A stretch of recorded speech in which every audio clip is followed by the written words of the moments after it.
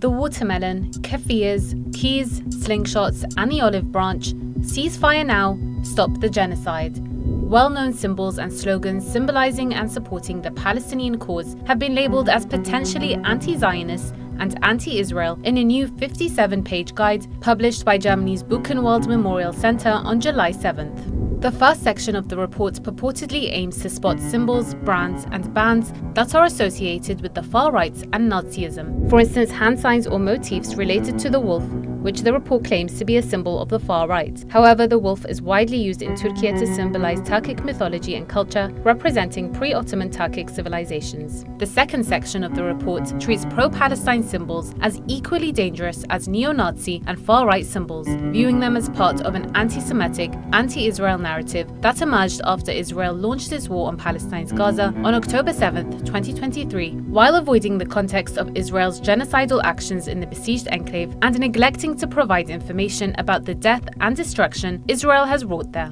I'm embarrassed as a Jew and as an Israeli. It exerts its influence in an attempt to make concepts that are related to peace or political expression or political freedom anti-Semitic because they're in opposition to Israeli policy or Israeli actions. The report claims that the watermelon is part of a well-rehearsed canon of hostility towards Israel, as it's used as a symbol of the Palestinian flag. The key symbolizes the hope of Palestinians to return to their homes lost in 1948's Nakba, while the slingshot represents Palestinian resistance against years of Israeli occupation. Both images are also named in the report, which alleges that all pro-Palestinian images are a negation of the rights of Jews to live in Israel. BDS, which aims to end international and economic support for Israel, is also targeted in the report, together with the handler symbol it uses. The chant "From the river to the sea, Palestine will be free," widely used by pro-Palestinian groups, is also cited in the report, alongside slogans like "Ceasefire Now" and "Stop the Genocide," which are simply demanding an end to Israel's ongoing war on Gaza. The memorial claims that "Ceasefire Now" is a unilateral demand at the expense of Israel,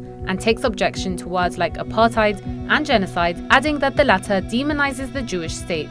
They're signs of a political struggle. So I think it's completely unfair to call slogans like "Ceasefire Now" anti-Semitic.